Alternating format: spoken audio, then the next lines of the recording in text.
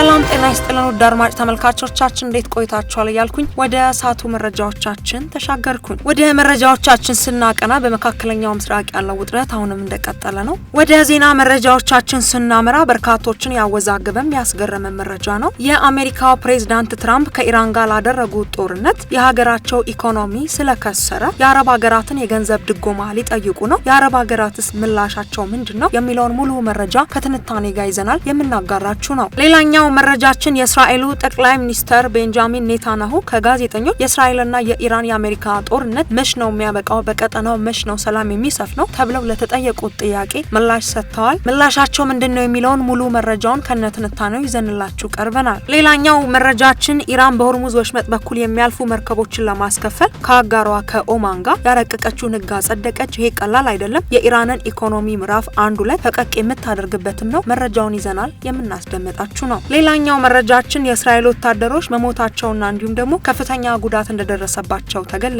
ሙሉ መረጃውን ይዘናል የምናጋራችሁ ነው። ሌላኛው መረጃችን ኢራን ከጠላት ኃይሎች ጋር ተሰልፈዋል ያለቻቸውን ሰዎች በስቅላት ቀጣለች። ሙሉ መረጃውን ይዘናል። ይህንንም ወደ እናንተ የምናደርሰው ነው። ሌላኛው የኢራንና የፈረንሳይ የውጭ ጉዳይ ሚኒስተሮች አሜሪካና እስራኤል በኢራን ላይ ያካሄዱት ስላለው ጦርነት በስልክ ተወያይተዋል። ጠንከር ያለ ውይይት ነው ያደረጉት። ምን ተወያዩ የሚለውን ወሳኝ ጉዳዮች ይዘናል የምናጋራችሁ ነው። ክቡራን አድማጭ ተመልካቾቻችን እዚህ ከላይ ያልገለጽናቸው መካከለኛው ምስራቅን በተመለከተ በርካታ ለርሶ ጠቃሚ ብለን ያሰብናቸውን መረጃዎች አካተናል። እንደተለመደው እስከ ዜናችን ፍጻሜ ድረስ አብራችሁን ቆዩ። ታዲያ ለቻናላችን አዲስ ከሆናችሁ መሰልና እውነተኛ መረጃ ለማግኘት ቻናላችንን ሳብስክራይብ በማድረግ የደውል ምልክቱን መጫን እንዳይረሱ። ቪዲዮ ላይክ፣ ሼር በማድረግ ይጀምሩ።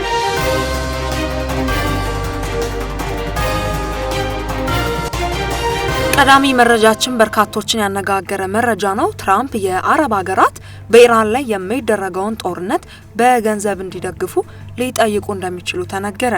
የዋይት ሀውስ ቃል አቀባይ ኮርሊን እንደገለጹት ፕሬዝዳንት ዶናልድ ትራምፕ የአረብ ሀገራት በኢራን ላይ ለሚደረገው ወታደራዊ እርምጃ ወጪያቸውን እንዲያጋሩ የመጠየቅ እቅድም አላቸው። ምንም እንኳን ውጥረቱ ቢቀጥልም አሜሪካ ከኢራን ጋር ያላት ግንኙነት እንዳልተቋረጠና በግልጽ ደረጃ የተወሰኑ ስምምነቶች ላይ እየተደረሰ መሆኑ ተጠቅሷል።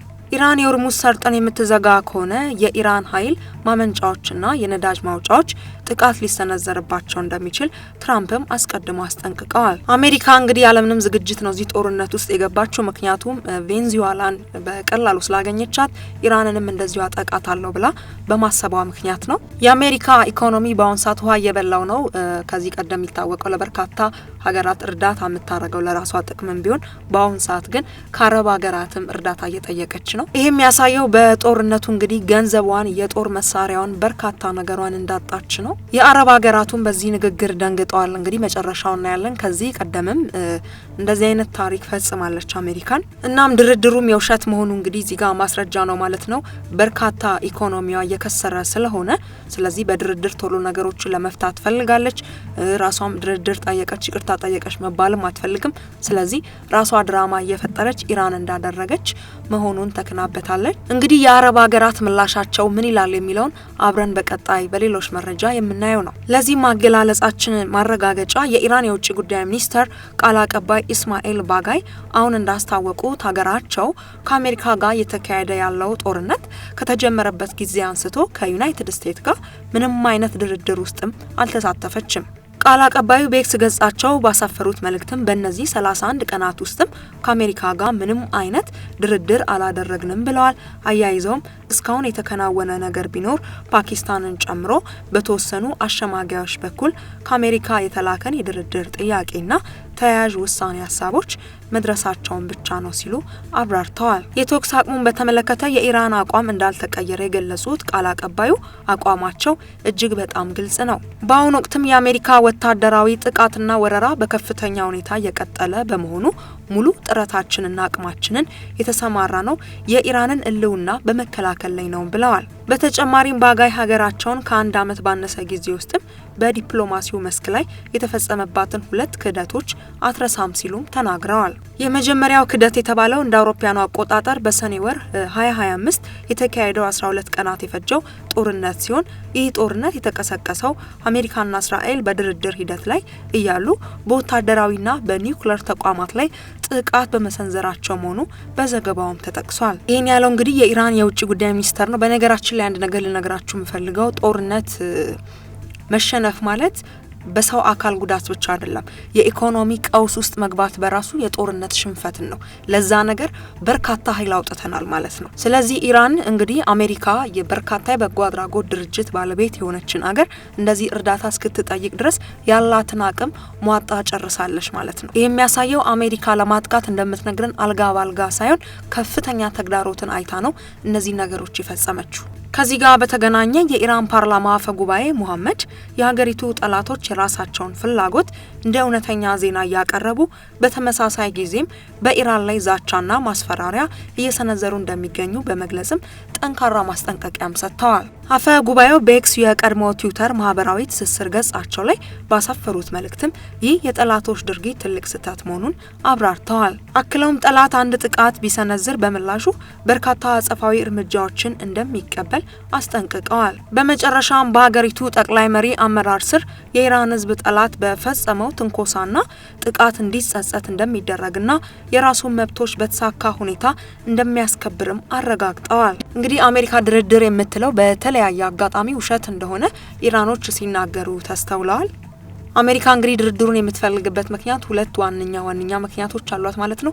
አንደኛ ኢኮኖሚያ ስለከሰረ ነው። ሁለተኛ ደግሞ ባሰበችበት ጊዜ ኢራንን እንደፈለገችው ማጥቃት አልቻለችም። የኢራን ጉልበት በየጊዜው እያየለና እየጎለበተ ነው የመጣው። የኢራንን ከላይ ያሉትን አመራር መሪዎቿን መግደል ማለት የኢራንን አቋም እንደማያስቀይር ስለተገነዘበችም ጭምር ነው። ሌላኛው መረጃችን በደቡብ ሊባኖስ የእስራኤል ወታደሮች ተገደሉ። የእስራኤል መከላከያ ኃይል እንዳስታወቀው በደቡብ ሊባኖስ ውስጥ በሚካሄደው ጦርነት 4 የእስራኤል ወታደሮች የተገደሉ ሲሆን 2 ደግሞ ጉዳትም ደርሶባቸዋል። 2 ሌሎች ወታደሮች ደግሞ ጉዳት ደርሶባቸዋል ወደ ሆስፒታል ተወስደዋል። አንደኛው ከፍተኛ ጉዳት የደረሰበት ሲሆን ሁለተኛው መካከለኛ ጉዳት ማስተናገዱም ተገልጿል። የመከላከያ ኃይሉ በመግለጫው 4ኛ ወታደር በተመሳሳይ ቦታ የተገደለ ሲሆን እስካሁን ማንነቱ አለመለየቱንም ተገልጿል። ሌላ በኩል በርካቶችን ያነጋገረ መረጃ ነው። የእስራኤሉ ጠቅላይ ሚኒስትር ቤንጃሚን ኔታንያሁ ዛሬ እንደተናገሩት ለጋዜጠኞች በእስራኤልና በኢራን መካከል እየተካሄደ ያለው ጦርነት ከግማሽ በላይ ግቦችን ያሳካ ቢሆንም ጦርነቱ መቼ እንደሚጠናቀቅ ግን የጊዜ ገደብ ከማስቀመጥም ተቆጥበዋል። ጠቅላይ ሚኒስተሩ ለኒውስ ማክስ በሰጡት ቃለ ምልልስ ላይ በእርግጠኝነት ከግማሽ መንገድ በላይ አልፈናል፣ ነገር ግን ለዚህ ሰሌዳ አላስቀመጥንለትም አልፈልግም ብለዋል። አክለውም ጦርነቱ ከግማሽ በላይ ተጠናቋል ሲሉ በተልኳቸው አፈጻጸም እንጂ የግድ በጊዜ ርዝማኔ አይደለም ሲሉ ማብራሪያም ሰጥተዋል። የተዘጋውን የሆርሙዝ ስትሬትን መልሶ ክፍት ስለማድረግ እቅድ የተጠየቁት ኔታንያሁ አሜሪካ እየመራቻቸው ያሉ ወታደራዊ መፍትሄዎች መኖራቸውን ጠቁመዋል። ይሁን እንጂ አሜሪካ የካርግ ደሴትን ለመቆጣጠር ወታደሮቿን ትልክ እንደሆነ የተጠየቁትን ጨምሮ ተጨማሪ ዝርዝር ጉዳዮችን ከመናገርም ተቆጥበዋል። ስለ ረጅም ጊዜና ከጦርነት በኋላ ስለሚኖረው መፍትሄ ሲናገሩም ጠቅላይ ሚኒስተሩ አዲስ ሀሳብም አቅርበዋል። ይህም የኢራን ቁልፍ የጂኦግራፊያዊ ማነቆ ካለበት የባህር ሰላጤ አካባቢ የነዳጅና የጋዝ ቧንቧዎችን አቅጣጫ በመቀየር የኃይል ማስተላለፊያ መስመሮችን በሳውዲ አረቢያ አቋርጠው ወደ ቀይ ባህር በመቀጠልም በሜዲትራኒያን ባህር ወደሚገኙ የእስራኤል ወደቦች ማዞር እንደሚቻልም አመላክቷል። አሜሪካ እንግዲህ በአንድም ይሁን በሌላ መንገድ ከእስራኤል ጋር እየሰጠች ያለችው መልስ ተመሳሳይ ነው። እንግዲህ እንደሚታወቀው የእስራኤል ጠቅላይ ሚኒስትር ኔታንያሁ ቢሆኑ በቅርብ ጊዜ ኢራንን አሸንፈናል፣ ድባቅ መተናል፣ የተወሰኑ ቦታዎችን ተቆጣጥረናል ሲሉ ነበረ። ከጊዜ ወዲህ ግን እያደረጉት ያለውን ነገር አስተውላችሁ ከሆነ ለዓለም አገራት መሪዎችም ጥሪም አቅርበዋል። በባለፈው የኢራን ሚሳይል እንግዲህ እስራኤልን አልፎ አውሮፓ ተሻጋሪ ሚሳይል አላት ሲሉም ወንጅለዋታል። እርግጠኛውን የመናገር የምችለው ነገር የእስራኤሉ መሪ ሆነ የአሜሪካ መሪ በቅርብ ጊዜ ከኢራን ጉዳይ ጋር በተመለከተ የተለያዩ የሀገር መሪዎችን በድጋሚ እርዳታ እንደሚጠይቁ በጣም እርግጠኛ ነኝ። ምክንያቱም ቅድምም እንደነገርኳችሁ ምንም አይነት ድርድር ኢራን ሳያቀርቡ እንዳቀረቡ ተደርገው ተከሽኖ የተለያዩ ድራማዎችን እየሰሩ ነው፣ በራሳቸው ፈጥረው ማለት ነው። እዚህ እነሱ በኢኮኖሚያቸው በተለያየ ነገር ሲዳከሙ የኢራን ጉልበትና እንዲሁም ደግሞ ያልተጠቀመቻቸውን አዳዲስ መሳሪያዎች ይዛ ስትወጣ የተለያየ ፍራቻ አድሮባቸዋል። እናም የእስራኤሉ ጠቅላይ ሚኒስተር ባጭሩ ድሮ እርግጠኛ ሆኖ የሚናገሩ የተናገሩትን አሁን እርግጠኛ ያልሆኑበት ምክንያት የኢራን ጉልበት ከጊዜ ወደ ጊዜ እያየለ በመምጣቷና አቋሟን ባለመቀየሯ ምክንያት ነው። በሌላ በኩል እንግዲህ ኢራን በሆርሙዝ ወሽመጥ በኩል የሚያልፉ መርከቦችን ለማስከፈል ያረቀቀችውን ህግም አጸደቀች። በሌላ በኩል በኢራን የሚገኝ የፓርላማ ኮሚቴ በሆርሙዝ የባህር ወሽመጥ ላይ በሚተላለፉ መርከቦች ቀረጥ ለመጣል የረቀቀውን ህግ አጽድቋል ሲል የእስላማዊ አብዮታዊ ዘብ አጋር የሆነው የፋርስ ዜና ወኪልም ዘግበዋል። የብሔራዊ ደህንነት ኮሚሽን አባል የሆነው ሰው እቅዱ መጽደቁን አረጋግጧል። ይህም የአሜሪካና የእስራኤል መርከቦች በባህረ ሰላጤ ውስጥም እንዳይንቀሳቀሱ የሚያግድም ነው። በእቅዱ መሰረት በኢራን ላይ በተጣሉ ማዕቀቦች የተሳተፉ ሌሎች ሀገሮችም እንዲሁ በወሽመጡ በኩል እንዲያልፉ ይከለከላሉ ሲልም አክለዋል። የኤፍፒ የዜና ወኪል እንደዘገበው አዲሱ የክፍያ ስርዓት ኢራን ከኦማን ጋር በመተባበር ተግባራዊ እንደምታደርግ የመንግስት ቴሌቪዥን ዘግቧል። ከዓለም ነዳጅ ዘይት ውስጥም 20% የሚሆነውን የሚተላለፈው አብዛኛውን ጊዜ በኢራንና በኦማን መካከል በሚገኘው በዚህ ጠባብ መተላለፊያ በኩል ነው። ይሁን እንጂ ጦርነቱ ከተጀመረ ጊዜ ጀምሮ በዚህ በኩል የሚደረጉ የመርከብ ጉዞዎች 95% መቀነሳቸውን የባህር ሰላጤ ደህንነት የሚከታተለው ኬፕሌርም አስታውቋል። በነገራችን ላይ እንግዲህ ኢራን የወደመውን ኢኮኖሚዋን የምታስተካክልበት አንድ ምዕራፍም ይሆናል። ምክንያቱም የሚከፈለው ገንዘብ ቀላል አይደለም። ሌላኛው መረጃችን የኢራንና የፈረንሳይ የውጭ ጉዳይ ሚኒስትሮች አሜሪካና እስራኤል በኢራን ላይ ያካሄዱት ስላለው ጦርነት በስልክ ተወያዩ።